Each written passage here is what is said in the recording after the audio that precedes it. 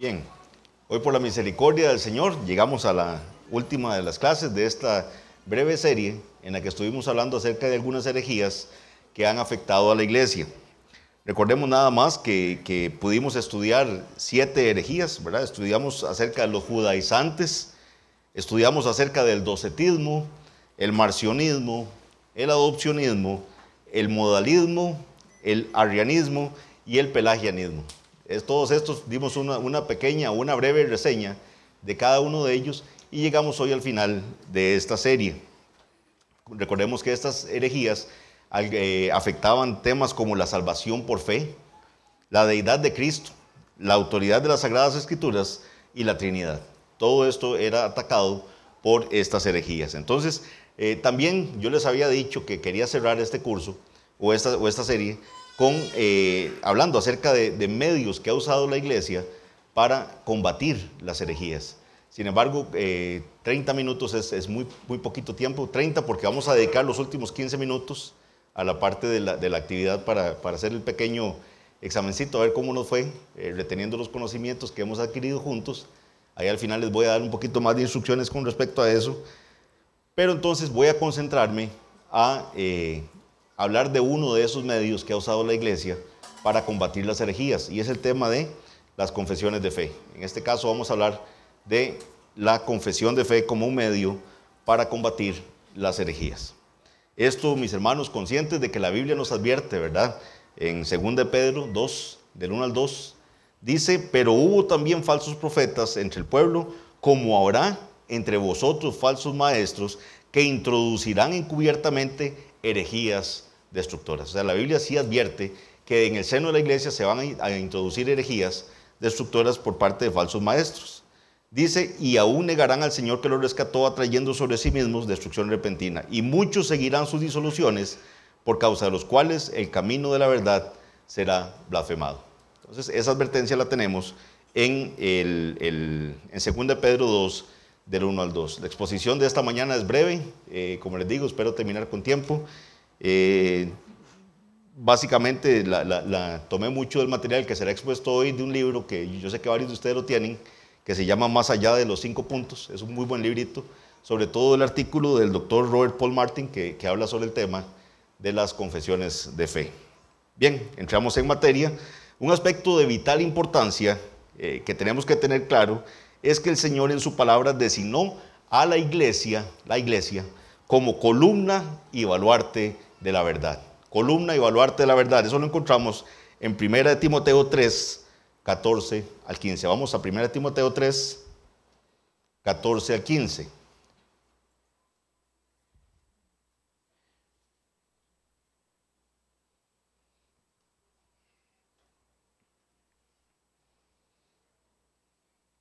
Dice así: esto te escribo, aunque tengo la esperanza de ir pronto a verte, para que si tardo sepas cómo debes conducirte en la casa de Dios, que es la iglesia del Dios viviente, columna y baluarte de la verdad. Vea cómo Pablo se refiere a qué es la iglesia. Hay gente que no tiene ese aprecio por la iglesia del Señor, que puede decir, yo soy creyente, pero a mí la iglesia como que no me llama la atención, ¿verdad? El pastor Eduardo siempre usa un ejemplo muy interesante, que sabemos que la esposa de Cristo, ¿quién es? La iglesia, ¿verdad? El marido dice debe amar a su esposa como Cristo amó a su iglesia y se entregó a sí mismo por ella. Entonces, cualquiera que diga que ama a Cristo, pero no ama a la iglesia, es como que le dijera a uno: mire, usted me cae súper bien, pero mira qué mal me cae su esposa. Entonces, ¿verdad? Es algo terrible. O sea, ¿cómo va uno esa persona a decir: mira, sí que bien, mira cómo me quiere a mí, pero no quiere a mi esposa? La esposa de Cristo es la iglesia.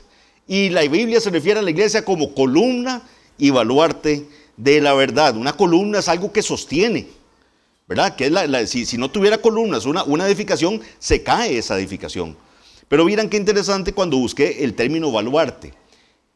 Baluarte, algunos lo traducen como el cimiento, pero también baluarte, yo lo busqué y significa el lugar fortificado para protegerse de los adversarios.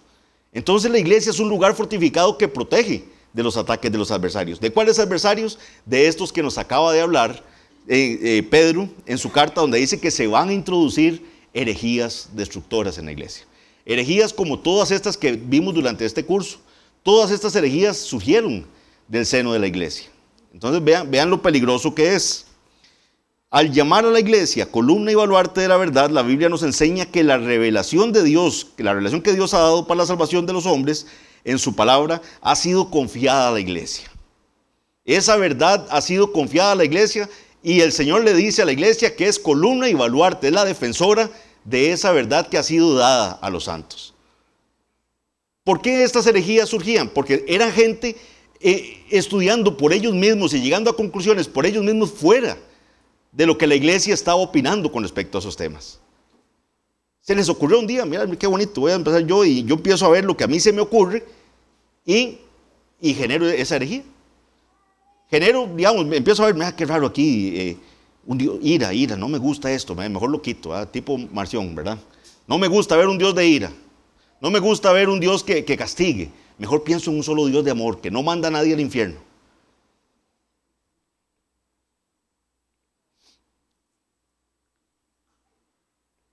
La iglesia ha sido designada y planeada por Dios para conservar pura la verdad, para defender esa verdad contra el error y contra los ataques de los enemigos, como por ejemplo las herejías, y para enseñar y encomendar esa verdad a las generaciones futuras. Estamos llenos de bebés en esta iglesia, mis hermanos. ¿Cuál es el fin de que estos niños estén siendo traídos por sus padres, que ya son miembros de esta iglesia?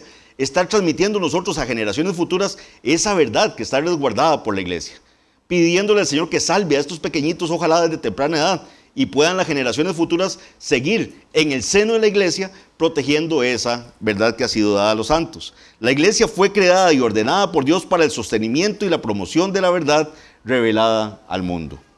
Precisamente como un medio legítimo para el cumplimiento de su deber de ser columna y baluarte de la verdad, la iglesia ha publicado confesiones de fe. Ese es un medio que la iglesia ha utilizado para proteger esa verdad dada a los santos. Solo que, para que tengamos un poco más claros los conceptos, ¿verdad? También hay varios medios que la iglesia ha utilizado para estar declarando esa fe, protegiendo esa fe, confesando esa fe públicamente. Por ejemplo, los credos, pudimos ver así muy rapidito algunos de ellos en el tiempo de que estudiamos estas herejías. Los credos son textos breves de lo que se cree por parte de la iglesia. La idea es aprenderlos, ¿verdad? Y recitarlos de memoria. Tenemos los catecismos también, ¿verdad? Que tienen un formato de preguntas y respuestas y su principal uso es en la enseñanza de los niños, los jóvenes y los nuevos creyentes. Pero también tenemos las confesiones de fe, como este texto que les estoy mostrando acá. Son textos más largos que explican los puntos doctrinales que una iglesia cree. No necesariamente son para memorizar, ¿verdad? Aunque todos recordamos con mucho cariño en Navidad, ¿verdad? Cuando nuestro hermano Gabriel en vida pudo recitar de memoria uno de los capítulos de la confesión de fe, pero no es, digamos que el propósito principal no es memorizarla. El propósito principal es aprender de lo que acá está en la confesión, es repasarla constantemente y usarla de consulta. Eso es lo que principalmente tiene el fin de la confesión de fe. La triste realidad es que estas confesiones de fe no han sido aceptadas de buena gana por parte de algunos. Y entre los principales argumentos para rechazar las confesiones de fe se encuentran los que manifiestan que no van a aceptar ninguna confesión de fe porque ellos creen nada más la Biblia. Mire, yo nada más creo la Biblia, yo no tengo que estarme apegando a ninguna confesión de fe. Entonces, yo les pido que pongan mucha atención a esta frase, a ver qué opinan. Oigan esta frase. Para alcanzar la verdad, debemos desechar los prejuicios religiosos. Debemos dejar que Dios hable por sí mismo. Apelamos a la Biblia para la verdad. Suena bien, ¿verdad? Suena interesante esa frase. Repito, dice, para alcanzar la verdad, debemos desechar los prejuicios religiosos. Debemos dejar que Dios hable por sí mismo. Apelamos a la Biblia para la verdad. Uno podría decir que esta frase tiene sentido. ¿Saben cuál es el problema? Esta frase que les acabo de leer fue sacada del libro Sea Dios Veraz, publicado por los Testigos de Jehová. Entonces vean que una secta es capaz de afirmar eso. Que Dios sea el que hable, que nosotros creemos en la Biblia. Es más, la mayoría o la totalidad prácticamente de los herejes que estudiamos, y todos aceptaban la Biblia. Todos creían la Biblia. Todos usaron versículos de la Biblia para afirmar lo que afirmaron. Es ingenuo creer que la Biblia cumple plenamente su deber, que la iglesia, cumple plenamente su deber como columna y baluarte de la verdad, proclamando que únicamente cree en la Biblia. La mayoría de los herejes que estudiamos durante esta breve serie estuvieron dispuestos a decir lo mismo. A manera de ejemplo, recordemos a Arrio. Arrio afirmaba creer las Escrituras y trataba de justificar su herejía detrás de una mera profesión general en la Biblia. Entonces, ¿qué fue lo que hicieron los obispos para evidenciar el error de Arrio? ¿Cómo sacaron a Arrio de esa zona de confort, digámoslo así? Ellos lo que hicieron fue expresar en su propio lenguaje lo que la iglesia había proclamado como la doctrina de la Escritura acerca de la divinidad de Cristo. Entonces pusieron por escrito lo que la iglesia creía sobre la divinidad de Cristo basándose en la Biblia. En otras palabras, pusieron por escrito la fe que confesaban sobre este tema e invitaron a Arrio y a sus discípulos a suscribir esa confesión. Le dijeron, mire, esto es lo que nosotros creemos. Usted se adhiere a esto que nosotros creemos. ¿Y qué pasó? No pudieron adherirse a eso.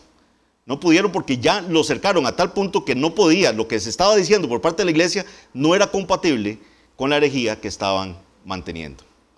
A Arrio le decían, por ejemplo, el primogénito de la creación, ¿lo cree? Sí, claro, yo lo creo, ahí está en la palabra de Dios. Pero ¿cómo entendía Arrio eso? ¿Qué entendía a partir de decir que Cristo es el primogénito de la creación? ¿O qué entendían, por ejemplo, los modalistas cuando leen que yo y el Padre uno somos? Cuando Jesús dice eso. Yo lo creo, ahí está en la Biblia. Pero ¿qué entienden de eso? ¿Me entienden el punto? O sea, no estamos diciendo que la Biblia no es suficiente. Lo que estamos diciendo es que hasta los herejes dicen que creen en la Biblia. Pero ¿qué creen de la Biblia? ¿Cómo argumentan a partir de lo que está en el consejo completo que nos trae su palabra? ¿Cómo desglosan ese conocimiento? ¿Cómo lo confiesan? Una confesión de nuestra lealtad a la Biblia no es suficiente. La misma palabra del Señor nos advierte que hay hombres que utilizan la Biblia para promover sus herejías. Vamos a 2 de Pedro 3. 2 de Pedro 3, 15 al 16. 2 de Pedro 3, 15 al 16.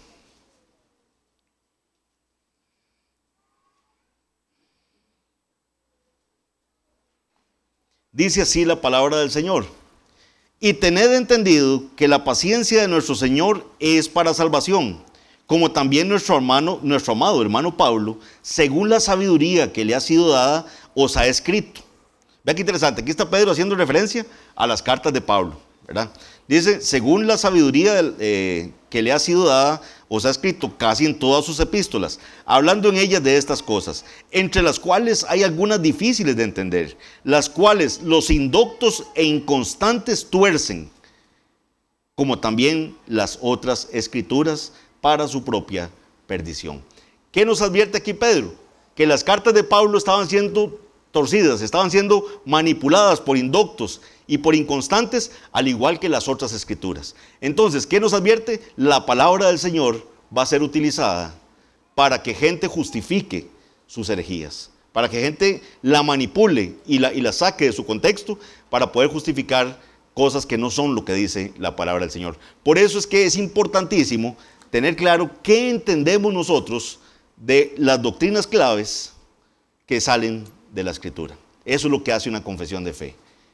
Es la manifestación de la iglesia de cómo entienden las doctrinas fundamentales extraídas de la palabra del Señor. En el caso de esta iglesia, la Iglesia Bautista Reformada de Los Lagos, nos hemos adherido a la Confesión Bautista de Fe de 1689. Aquí está, yo espero que todos tengan una. El que no tenga puede al final pedirnos y con mucho gusto le vamos a regalar una confesión.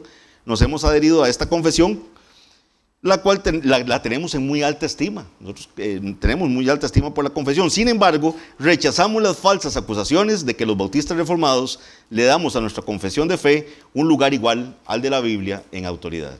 Nosotros no creemos que la confesión de fe tenga el mismo lugar de autoridad que la palabra del Señor.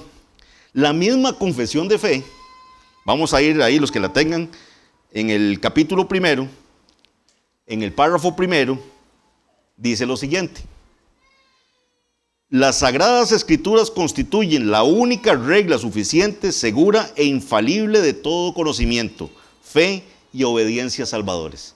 Entonces la misma confesión reconoce eso. La Biblia es nuestra única regla suficiente, segura e infalible de todo conocimiento.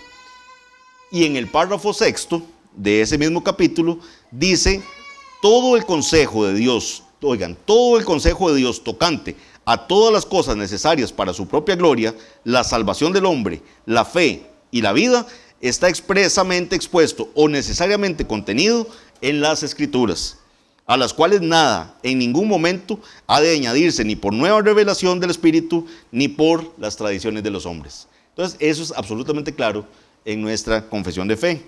De hecho, entonces, nuestra confesión de fe va a iniciar diciendo qué es lo que nosotros como iglesia creemos con respecto a las Sagradas Escrituras. Como dije anteriormente, la confesión de fe se convierte en un excelente medio para que públicamente, ¿por qué públicamente? Porque esto lo tenemos acá. Esto está para dárselo a quien quiera pedirnos una copia de la confesión de fe. Entonces, públicamente podemos trazar líneas divisorias entre la verdad y el error. Por lo cual, no se pretende convertir en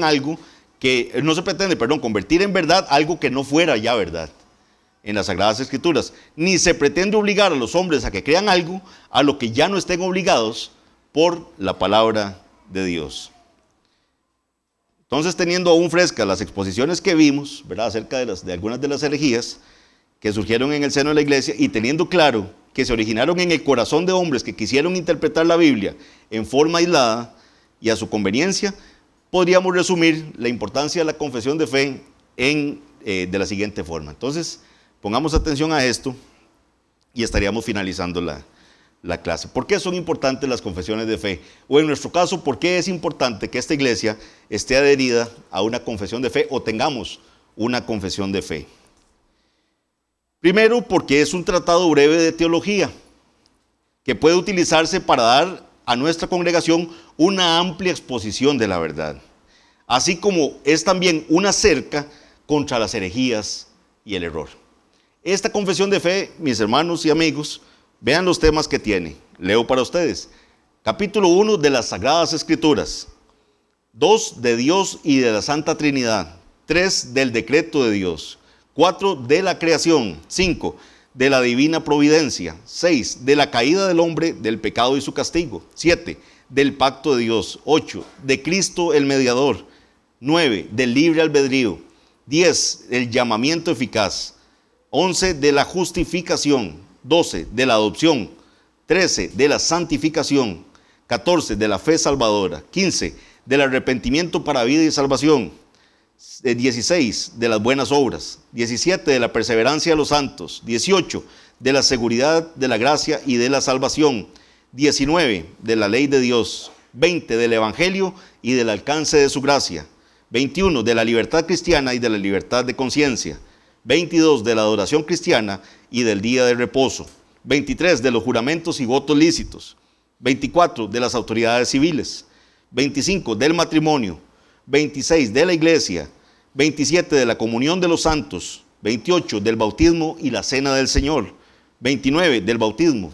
30 de la cena del Señor. 31 del estado del hombre después de la muerte. Y 32 del juicio final. ¿A quién de ustedes no les parece de verdad interesantes todos estos temas que trata nuestra confesión? Son temas que constantemente tenemos que estar repasando como iglesia para ver qué creemos con respecto a ellos. Por ejemplo, las personas que están llevando ahorita la clase de eclesiología, ¿qué están haciendo? Están estudiando el capítulo 26 de la iglesia. ¿Para qué? Porque si el día de mañana quieren ser miembros de esta iglesia, necesitan entender qué entiende esta iglesia con respecto a la iglesia. ¿Qué confesamos nosotros con respecto a la iglesia? ¿Por qué es importante la iglesia para nosotros? Porque fue importante para Cristo. Porque es importante para Dios. Yo no puedo ser un cristiano sin iglesia. Vean qué interesante. Entonces, todos estos temas que están ahí han sido dejados porque nos van a permitir estar repasando nuestra fe. ¿Qué es lo que confesamos? Desde acá se puede estar enseñando constantemente estos temas, pero hay una parte que es importantísima, y es que esto va a ser un cerco, va a ser un límite, una defensa contra cualquier herejía que se nos quiera meter acá en la iglesia. ¿Por qué? Porque aquí tenemos nosotros las reglas claras de qué creemos con respecto a estos temas. Por ejemplo, vamos a leer con respecto a la Trinidad. Si viene alguien aquí hablando algo distinto de lo que acá estamos confesando, vamos a poder detectar las herejías fácilmente con respecto a la Trinidad. A esta persona que está tratando de introducir una herejía. Entonces, la confesión de fe lo que va a hacer es extraer de la palabra de Dios lo que la Biblia habla con respecto a estos temas. Y públicamente confesarlos para que cualquiera que venga a esta iglesia sepa qué es lo que creemos con respecto a esto. Pero la parte que nos corresponde a nosotros es estar repasando la confesión de fe para saber nosotros mismos qué creemos. Que no se convierta en un simple amuleto, ¿verdad?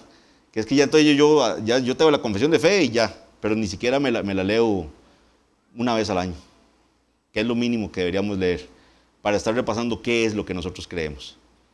Y leer la confesión de fe, mis hermanos, vean, implica no solo leer los parrafitos, sino también repasar las citas bíblicas de apoyo a por qué se confiesa lo que se está confesando. Cada párrafo de cada capítulo viene con las respectivas citas bíblicas de por qué estamos confesando lo que estamos confesando. Entonces, es un tratado breve de teología que puede utilizarse para dar a nuestra congregación una amplia exposición de la verdad, y es también una cerca, una defensa contra las herejías y el error. También es una definición pública para los que están afuera de la iglesia, para que vean cuál es la fe que tenemos en esta iglesia. O sea, para poder que alguien que viene a esta iglesia a visitarnos sepa qué es lo que creemos. Es una falta de honestidad que una iglesia ponga un rótulo afuera, que muchas veces se pueden decir hasta bautistas, se pueden decir otra cosa, y usted llega y no tienen ni siquiera claro qué es lo que creen en esa iglesia.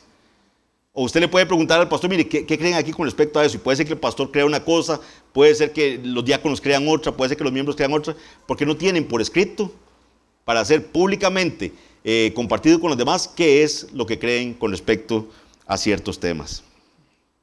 También, tercero, es un instrumento útil en la instrucción pública de la congregación. Además, sirve como marco dentro del cual la congregación puede recibir con conocimiento la predicación de la palabra, así como para alertarlas contra lo novedoso y lo erróneo. ¿Qué pasa si nosotros como miembros de la iglesia leemos bastante la confesión de fe? Vamos a poder sacar mejor provecho de las predicaciones que nos son expuestas, porque vamos a tener más claras las doctrinas que confesamos.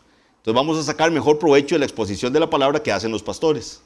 Pero también el día de mañana se presenta alguien con algo novedoso, y va a ser una alerta para nosotros, porque eso no se va a ajustar a lo que nosotros confesamos como iglesia. Cuarto, la confesión ayuda a proteger la unidad de la iglesia y a preservar su paz. Sirve como base de comunión eclesiástica entre los que están tan casi de acuerdo como para poder andar y trabajar juntos en armonía. Congrega a los que sostienen una fe común, los une en comunión. Dice Efesios 4:3.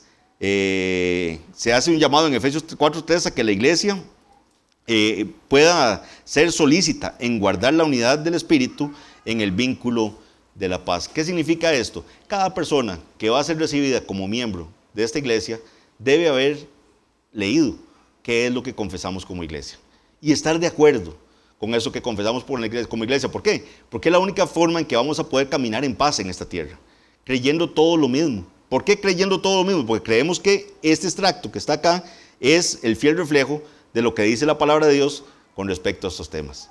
Si yo no puedo creer lo que se confiesa acá, no voy a poder andar en paz con mis hermanos acá en la congregación. Por eso es que cuando la persona viene acá como miembro, se le dice, mire, o presenta su testimonio y dice, he leído la confesión de fe de Londres de 1689 y estoy de acuerdo con ella, así como con la constitución de la iglesia. Tenemos que acordar andar en unidad de pensamiento. Debemos confesar lo mismo como iglesia. No puede ser que yo sea un modalista, que pienso que Dios Padre era del Antiguo Testamento, que Cristo fue el que vino aquí, estuvo en la tierra y después cuando ya ascendió, ahora se convierte en el Espíritu Santo, que es el que está con la iglesia, y pretenda ser miembro de esta iglesia. Porque eso no es lo que confesamos como iglesia. Sirve como una norma concisa mediante la cual evaluar a los ministros de la palabra. ¿Qué significa eso? También hay hombres que en diferentes tiempos en la iglesia serán probados para ver si son aptos para la predicación de la palabra de Dios. Entonces, la confesión de fe se convierte en un medio idóneo para probar a esos hombres, para ver si la fe que confiesan coincide con la fe que confiesa la iglesia. Si lo que está predicando es acorde a lo que hemos confesado como iglesia. Sin una confesión de fe, la evaluación que hace una iglesia de sus ministros sería fortuita y superficial, en el mejor de los casos, y la iglesia estaría en gran peligro de imponer la mano sobre herejes. Que eso es lamentablemente lo que ha pasado también. Por no tener una confesión definida, por no tener algo contra qué probar a esa persona que está predicando, lamentablemente se ha impuesto las manos para el ministerio a personas que son herejes. Finalmente, contribuye a un sentido de continuidad histórica. Vean qué interesante. Y nos une a un precioso patrimonio de fe recibido del pasado. Este gran legado es un excelente medio por el que podemos transmitir a nuestros hijos la fe de los padres. Entonces, ¿qué nos proporciona esto? Vean, mis hermanos, desde cuándo está publicada esta confesión de fe, 1689. Fue publicada antes, ¿verdad? Tenemos unas, pero ahorita no puedo entrar en fechas. Esta es la segunda confesión de fe. Ya había habido una primera confesión de fe de los hermanos bautistas, pero estamos hablando desde el siglo XVII. Y se viene confesando esto. Y hubo personas antes de esto todavía que tenían confesiones de fe que también declaraban públicamente qué es lo que creían con respecto a la palabra de Dios. En las herejías que estudiamos vimos hermanos reunidos en concilios para hacer declaraciones de las cuales salieron credos donde públicamente manifestaban esto es lo que nosotros creemos. Entonces qué bonito saber que lo que yo creo hoy en día viene de tiempo atrás también. No estoy solo, no es que yo me inventé algo y de un pronto a otro soy el único que empiezo a creer algo que nadie creyó en el pasado. Como muchas de estas falsas doctrinas andan hoy en día con revelaciones que tuvieron hombres, ¿verdad? Donde los visitó un ángel y les enseñó un libro, ¿verdad? Y los puso a traducir libros de oro y todo. Entonces, eso ya nos debería preocupar muchísimo. Sí, tenemos tiempo. Finalizo diciendo lo siguiente. La falta de voluntad para definir con precisión la fe que profesa creer es un síntoma de que algo va terriblemente mal con una iglesia y con su liderazgo.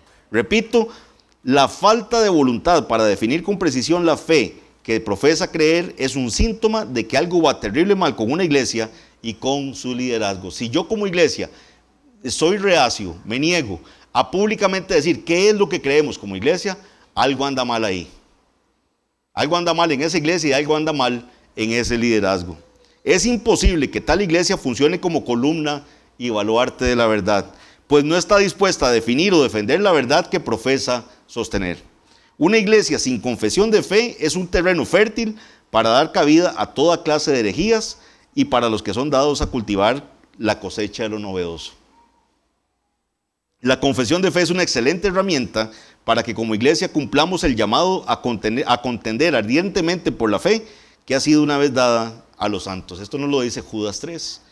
Y a estar firmes en un mismo espíritu, combatiendo unánimes por la fe del Evangelio, tal y como nos lo dice Filipenses 1:27.